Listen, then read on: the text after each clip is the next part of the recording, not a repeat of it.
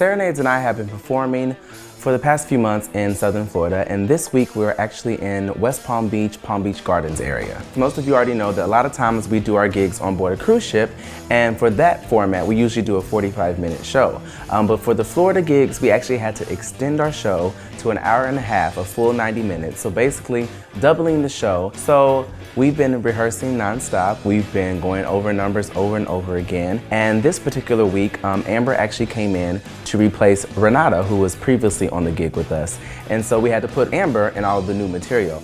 Luckily for me, she did all of her homework, which made the transition a lot easier than expected. But it is a lot of work. Let's dance, let's shout, shake your body down to the ground. Let's dance, let's shout, shake your body down to the ground. Hi, I'm Amber MERCOMES. I've been a Serenade since 2014.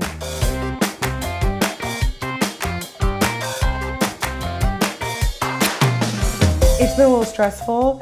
It was my first time actually doing this version of our show. I came and had already prepared at home so that we wouldn't have too much to do. So when I to Florida and met up with Marcus and ALICIA, we basically stood in the kitchen, went through all the music and went through all the dance moves. The thing is, with Amber, she has like a disability, we'll say, when it comes to learning lyrics. It's not her strongest suit, bless her heart. She's great on stage, she's a great performer, she's a great singer, she's an amazing dancer. But when it comes to them lyrics, I never making love, Amber, okay, I'm tripping. Making love. I keep saying making love. The longer show is actually fun. There's some moments when we get to do some more solo stuff, and that's nice. It's unnerving a little bit, but it's nice. Amber and I get along really well. I love Amber to death. She's a very fun-loving lady. She's just funny to be with and fun to hang around with. She's like, the other sister. That's so very lovely, made from love.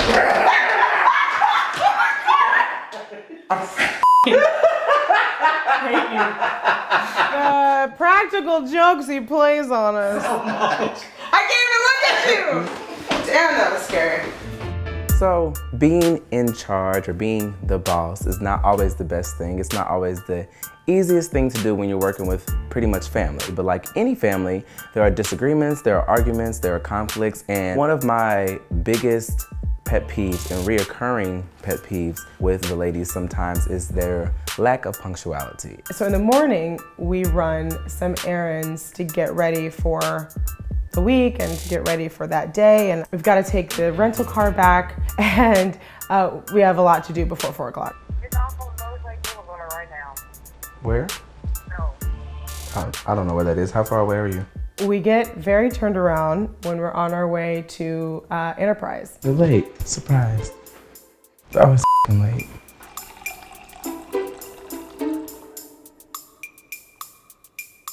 And we finally get back, and we are, I believe, when I looked at my watch, it was 4:03. We were late, but it wasn't like an hour. It wasn't like 10 minutes ago, but we were late.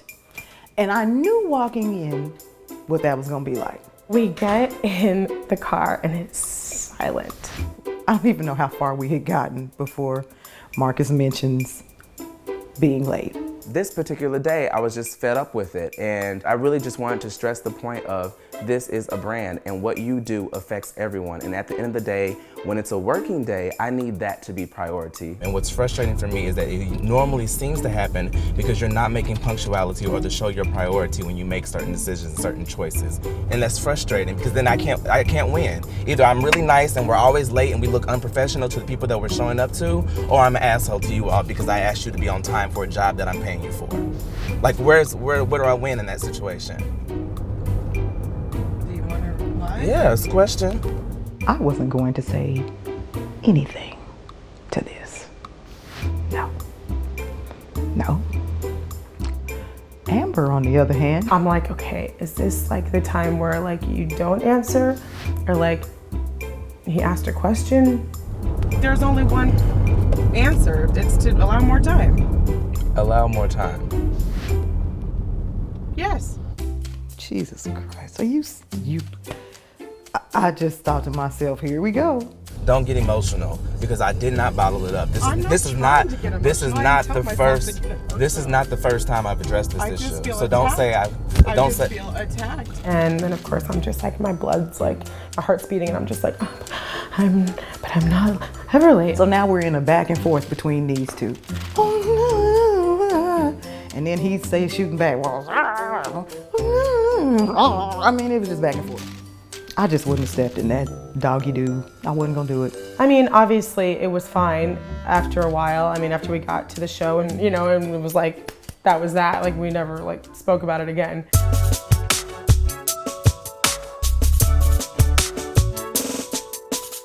So we get to Amber's first show. We do make it. We're on time, believe it or not. And things are a little tense because we've had this altercation in the car. Who wants to have an altercation before the show when this is your first show? So she's a little this and that, and she comes in and she's talking about it. Oh, he talked to us like that and he was rude. And I said, well, not really. He was actually pretty professional. I mean, I tried to look at it from both sides. I understood her side of it, I understood his side of it. Anyway, so things are a little dicey there for a second because you still have to get up and perform in like an hour. And you have to be smiling at each other on stage. It has to be engaging.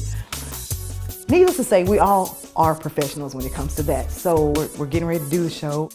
Of course, all of us are a little nervous, a little apprehensive about how it's gonna go. She's like studying her words and studying her lyrics in the corner as much as she possibly can to make sure that she doesn't mess up on stage. On stage, I actually think that Amber and I have a really good blend.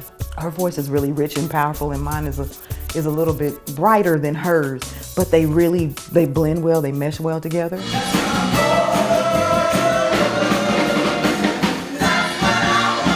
I am so glad to say that she nailed the lyrics. It was great the whole way through. She did an amazing job in the show, and we had a lot of fun doing it.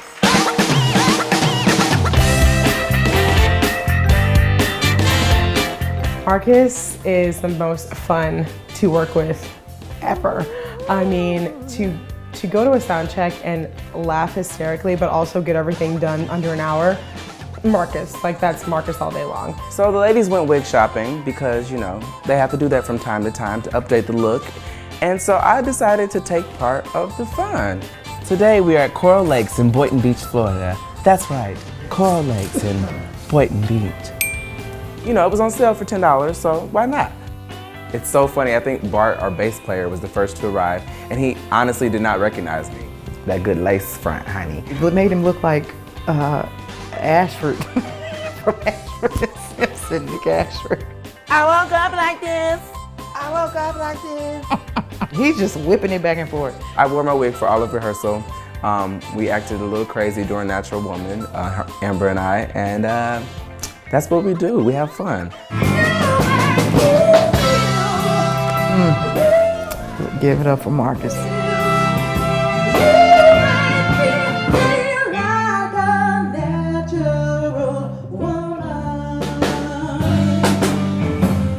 So we're in rehearsal and the MC, I believe his name was Bruce, comes up to me. We're, you know, talking back and forth. He asked me the order of the show, and then he asked me what the second to last song was so that he knows when to be ready to come back on stage. So I'm like, okay, the second to last song is Mustang Sally. He's like, okay, great. I know that one, that's a good song, I'll be singing along. He's like, what's the last song? And I was like, well, you won't know this one, it's an original song. It's called Get Up. Get up, I can't get up anymore.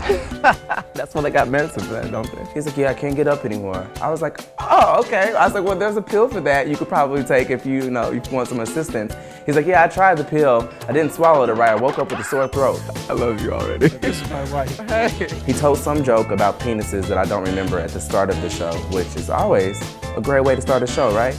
And he was awesome. So that's Bruce.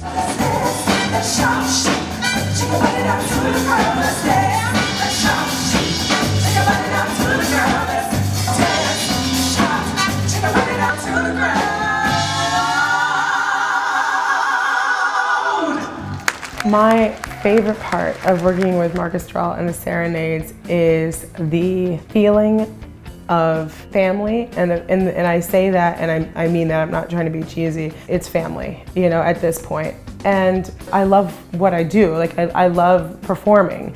And when you're around people who love it as much as you do, it's magic. And it makes, you know, all the little fights and all the bickering and all the stress and the frustration, honestly, it makes it disappear.